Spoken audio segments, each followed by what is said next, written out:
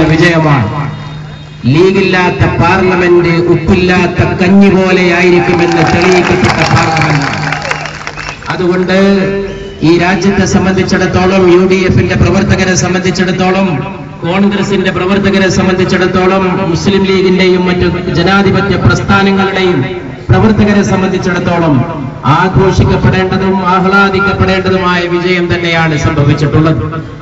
കേന്ദ്രത്തിൽ ശ്രീമതി സോണിയാഗാന്ധിയുടെ സങ്കല്പങ്ങളിൽ ഡോക്ടർ മൻമോഹൻ സിംഗിന്റെ പ്രാപ്തമായ നേതൃത്വത്തിൽ ഒരു ഗവൺമെന്റ് ഉണ്ടായി എന്ന് വരുമ്പോ ഇനി അവർക്ക് സന്തോഷത്തോടുകൂടി സമാധാനത്തോടുകൂടി ഇന്ത്യ ഭരിക്കാനുള്ള അവസരമാണ് ഉണ്ടായിട്ടുള്ളത്. ഇനി ഒരിക്കലും തന്നെ ഉത്തരം താങ്ങുന്ന പല്ലിയുടെ ശല്യം UPA സർക്കാരിനുണ്ടാവുകയില്ല. ഞങ്ങളാണ് ഈ ഉത്തരം താങ്ങുന്നത് എന്ന മട്ടിൽ ഇത്രയും കാലം കേന്ദ്ര സർക്കാരിനെ താങ്ങി നിർത്തുന്നത് ഞങ്ങളാണ് എന്ന മട്ടിൽ ഇവിടെ പല കുപ്രചരണങ്ങളും പ്രചണ്ഡമായ പ്രചാരണങ്ങളും നടത്തിയിരുന്ന ഇടതുപക്ഷങ്ങളെ ഇന്ന് കേരളത്തിൽ കാണാനില്ല.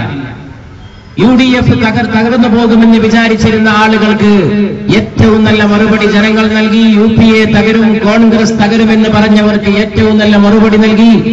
എത്രത്തോളം നല്ല മറുപടി എന്ന് പറഞ്ഞാൽ 3ാം സ്ഥാനത്തിൽ നിന്ന് 6ാം സ്ഥാനത്തേക്കാണ് CPM പാർലമെന്റിലേക്ക് പിന്തള്ളപ്പെട്ടിട്ടുള്ളത്. പാർലമെന്റിന്റെ പിറകിലെ ബെഞ്ചുകളിൽ പോയിരിക്കേണ്ട ഗതികേടാണ് കമ്മ്യൂണിസ്റ്റ് മാർക്സിസ്റ്റ് പാർട്ടിക്ക് വന്നിട്ടുള്ളത്. അത് എല്ലാവർക്കും മനസ്സിലാക്കാൻ സാധിക്കുന്ന പോലെ രാഷ്ട്രീയമായ അഹന്ത കൊണ്ട് സംഭവിച്ചിട്ടുള്ളതാണ്. രാഷ്ട്രീയമായിട്ടുള്ള ധാർഷ്ട്യം കൊണ്ടും അഹങ്കാരം കൊണ്ടും സംഭവിച്ചിട്ടുള്ളതാണ്. ജനങ്ങളുടെ അവകാശങ്ങളെ ചവിട്ടിമതിച്ചുകൊണ്ട്, ജനവികാരങ്ങളെ ചവിട്ടി ഞെരിച്ചുകൊണ്ട് നടത്തിയിട്ടുള്ള പ്രവർത്തനങ്ങൾക്കുണ്ടായിട്ടുള്ള ഫലമാണ്. അതിനേക്കാൾ രസകരമായ ഫലം ബംഗാളിൽ ഉണ്ടായിട്ടുള്ളതാണ്. ബംഗാളിൽ കഴിഞ്ഞ 10-30 കൊല്ലക്കാലം ചെങ്കൊടിയല്ലാത്ത ഒരു കൊടിയും പറക്കാത്ത സ്ഥലങ്ങളിൽ ഇന്ന് ചെങ്കൊടി കാണാനില്ല. ചെങ്കൊടി കാണാനില്ലെന്ന് മാത്രമല്ല, അവിടെയെല്ലാം തന്നെ തൃണമൂൽ കോൺഗ്രസോ വിജയിച്ചതായ സംഭവങ്ങൾ നമുക്ക് കാണാൻ സാധിക്കും.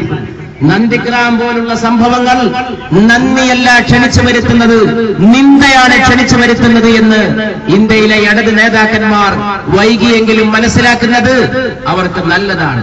ആളുകളുടെ കണ്ണീരിന് വിലയുണ്ട് എന്ന് മനസ്സിലാക്കുന്നത് നല്ലതാണ്.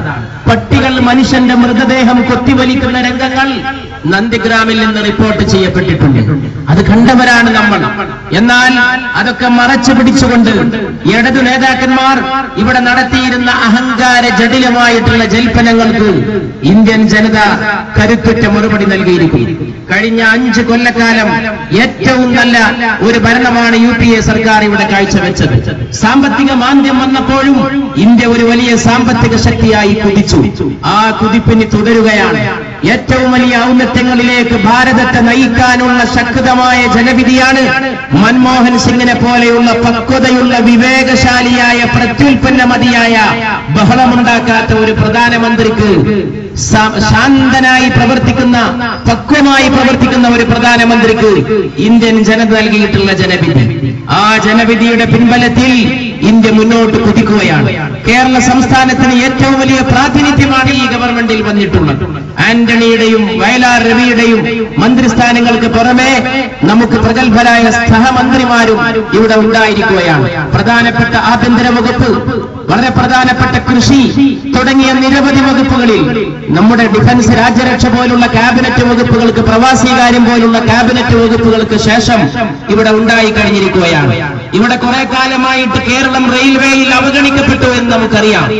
ഓരോ റെയിൽവേ ബജറ്റ് വരുമ്പോഴും കേരളീയരും കേരളത്തിലെ മാധ്യമങ്ങളും പറഞ്ഞിട്ടുണ്ട്, കേരളത്തിന് വണ്ടി കിട്ടിയില്ല, കേരളത്തിന് കിട്ടേണ്ടത് കിട്ടിയില്ല, കേരളത്തിന്റെ അവകാശങ്ങൾ പാലിക്കപ്പെട്ടില്ല എന്ന് പറഞ്ഞിട്ടുണ്ട്.